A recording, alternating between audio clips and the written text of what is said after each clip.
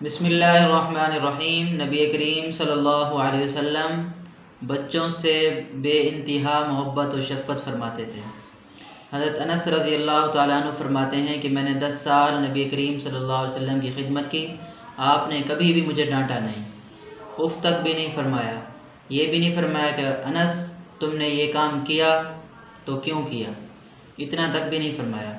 ایک مرتبہ نبی کریم صلی اللہ علیہ وسلم نے حضرت انس بن مالک رضی اللہ تعالیٰ عنہ کو کام کے سلسلے میں بھیجا۔ یہ بچے تھے، بچوں کی فطرت ہوتی ہے کھیل، تو یہ بچوں کے ساتھ کھیلنے لگ گئے۔ پیچھے نبی کریم صلی اللہ علیہ وسلم تشریف لائے اور ان کی گدی سے پکڑا، گدی سے پکڑ کر فرمایا انیس تم وہیں جا رہے ہو نا جہاں میں نے تمہیں بھیجا تھا؟ تو حضرت انس نے فرمایا کہ جی یا رسول اللہ میں ادھر ہی جا رہا ہوں۔ تو نبی کریم صلی اللہ علیہ وسلم کی یہ شفقت ہے کہ 10 سال بچہ خدمت میں رہتا ہے اور اس کو ڈانٹا تک بھی نہیں، یہ کمال محبت ہے۔ اور دوسری طرف ایک اصول سمجھ لیں، ایک محبت ہوتی ہے اور ایک ہوتی ہے محبت میں غلو، محبت میں حد سے بڑھ جانا، یعنی ایسی محبت جو بچے کی تربیت پر اثر انداز ہو، وہ محبت بھی مضر ہے۔ اس کی مثال بھی سیرت میں ملتی ہے۔ نبی کریم صلی اللہ علیہ وسلم کے ساتھ ایک صحابی کا بچہ کھانا کھا رہا تھا، تو اس نے نبی کریم صلی اللہ علیہ وسلم کے آگے سے سالن رکھا ہوا تو اس کے آگے سے لقمہ مارنے کی کوشش کی، تو نبی کریم صلی اللہ علیہ وسلم نے اس کا ہاتھ پکڑا اور فرمایا کہ اپنے سامنے سے کھاؤ۔ تو کھانے کا ادب بھی بتایا کہ جب کھانا رکھا جائے، 2 آدمی کھا رہے ہوں، 3 آدمی کھا رہے ہوں، تو اپنے سامنے سے کھانا چاہیے، دوسرے آدمی کے سامنے سے نہ کھائیں۔ تو ایک طرف نبی کریم صلی اللہ علیہ وسلم کو بچوں سے بے انتہا محبت بھی تھی اور دوسری طرف بچوں کی تربیت پہ بھی خصوصی توجہ تھی۔ آج کے دور میں جو ماں باپ ہیں ان میں 2 قسم کے ماں باپ پائے جاتے ہیں۔ ایک وہ ہوتے ہیں جو بالکل بھی محبت نہیں کرتے، ہر وقت جو ہے غصے کا اور ڈانٹنے کا اظہار ہے، اس سے بھی بچے کی سوچ پر منفی اثر پڑتا ہے۔ اور دوسری قسم ماں باپ کی وہ ہے جو محبت ہی محبت ہے، چاہے جو کچھ بھی کریں وہ ہر وقت محبت ہی دیتے رہتے ہیں، چاہے وہ کوئی تربیتی غلطی بھی کیوں نہ کریں، وہ اس پر ان کے کان تک جوں بھی نہیں رینگتی۔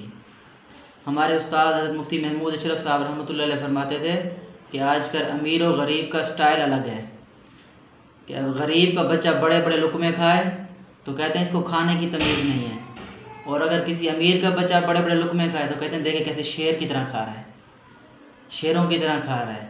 مسئلہ امیروں نے اپنا سٹائل بنا لیا ہے، وہ اگر بدتمیزی سے یا کسی غلط طریقے سے کھانا کھائیں یا کوئی چیز پئیں تو وہ ایک فیشن بن گیا ہے، اور اگر وہی کام کوئی غریب کا بچہ کرے تو کہتے ہیں ان کو تمیز نہیں ہے۔ تمیز دونوں کو نہیں ہے، لیکن ہماری سوچ اور فکر کا وہ ایک فرق ہے۔ امیر اپنی ایک سوچ بنا کے بیٹھا ہے، غریب اپنی ایک سوچ بنا کے بیٹھا ہے، اور معاشرہ بھی اس ڈیفرنٹ سوچ میں تقسیم ہے۔ تو نبی کریم صلی اللہ علیہ وسلم کی سیرت سے یہ بات ثابت ہے کہ جس طرح آپ صلی اللہ علیہ وسلم نے بچوں سے بے انتہا محبت کی ہے، وہاں خصوصی تربیت پر بھی توجہ دی ہے۔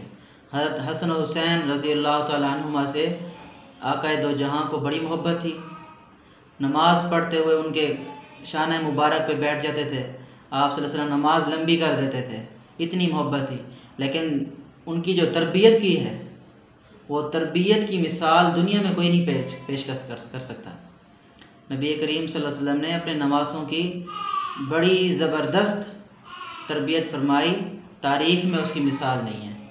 تو یہ والدین کے لیے ایک عظیم پیغام ہے کہ جہاں آپ محبت کریں وہاں بچوں کی تربیت پر بھی خصوصی توجہ فرمائیں، اور نفرت نہ کریں۔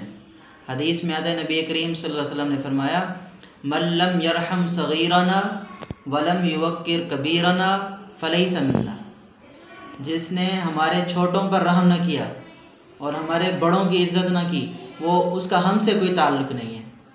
یعنی چھوٹوں کے ساتھ رحمت، چھوٹوں کے ساتھ شفقت کا حکم ہے کہ ان سے شفقت کے ساتھ پیش آنا ہے، اور جہاں ان سے کوئی غلطی ہو جائے تو غلطی بھی ایک ادب کے، ایک انداز کے دائرے میں رہ کر ان کی تربیت کریں۔ ایسے چیخنا اور ہر وقت چلانا اور ان پر تشدد کرنا، یہ بچے کی سوچ پر منفی اثر پڑتی ہے اس پہ۔ تو نبی کریم صلی اللہ علیہ وسلم کی سیرت کا مطالعہ کریں تو آپ کو اس سے بھی رہنما اصول ملیں گے، اور اولیاء اکرام تاریخ میں گزرے ہیں، ان کی تربیت کے پیچھے دیکھیں تو ان کی ماؤں کا ہاتھ ہے۔ سب سے پہلا مدرسہ، سب سے پہلا اسکول وہ انسان کی، بچے کی ماں کی گود ہے۔ ہمارے بچے 3 سال کے نہیں ہوتے، 4 سال کے نہیں ہوتے، ہم اس کو اسکولوں میں بھیج دیتے ہیں کہ جائیں ادھر سروں کے پاس جائیں، ادھر پڑھیں۔ ہم ماں باپ ان کی اپنی تربیت نہیں کرتے، حالانکہ سب سے پہلے تربیت گاہ ماں کی گود ہے کہ ماں 6-7 سال تک بچے کی خود تربیت کرے، اس کو موٹی موٹی چیزیں پڑھائے تاکہ اس کی سوچ اور ایک فکر بن جائے اور نیگیٹو سوچ سے نکل کر وہ پازیٹیو میں آ جائے اور مستقبل میں وہ ایک اچھا انسان بن کر نکلے۔ ہم اس سوچ کے پیچھے نہیں چلتے، بلکہ ہم اداروں میں بھیجتے ہیں تاکہ وہاں ہمارے بچے جا کر بنیں۔ پھر جب نتیجہ اس کے مطابق نہیں نکلتا تو ہم پریشان ہوتے ہیں، کیونکہ ہم نے خود اپنے بچوں کو ٹائم نہیں دیا۔ اور جب سے یہ موبائل آیا ہے تو ماں اپنے موبائل میں مصروف ہوتی ہے، باپ اپنے موبائل میں مصروف، بچوں کو ٹائم دینے کے لیے کسی کے پاس وہ فرصت نہیں ہے۔ نبی کریم صلی اللہ علیہ وسلم باوجود حاکم ہونے کے، باوجود نبی ہونے کے، باوجود مبلغ ہونے کے، باوجود واعظ ہونے کے، قسم کی مصروفیات تھیں، لیکن اس کے باوجود اپنے نواسوں کو اتنی پیار و محبت اور اتنا ٹائم دیتے تھے کہ دنیا میں اس کی مثال نہیں ہے۔ ایک محدث گزرے ہیں ربیعۃ الرائے، ان کے والد صاحب ان کے بچپن میں ہی گم ہو گئے تھے۔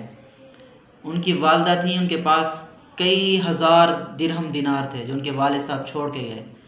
انہوں نے ان کو پڑھایا اور جوان ہو گئے، بڑے محدث بن گئے ربیعۃ الرائے۔ جب ان کے والد صاحب آئے واپس تو انہوں نے مسجد نبوی میں دیکھا کہ ایک آدمی ہے، وہ لوگوں کو درس حدیث دے رہا ہے، حدیث سنا رہا ہے۔ اس کے درس حدیث سنانے کا انداز اس کو بڑا پسند آیا، تو اس نے سوچا کہ اپنی بیوی کے سامنے جا کے تذکرہ کروں کہ میں نے مسجد نبوی میں ایک ایسا محدث سنا ہے، آج تک نہیں سنا۔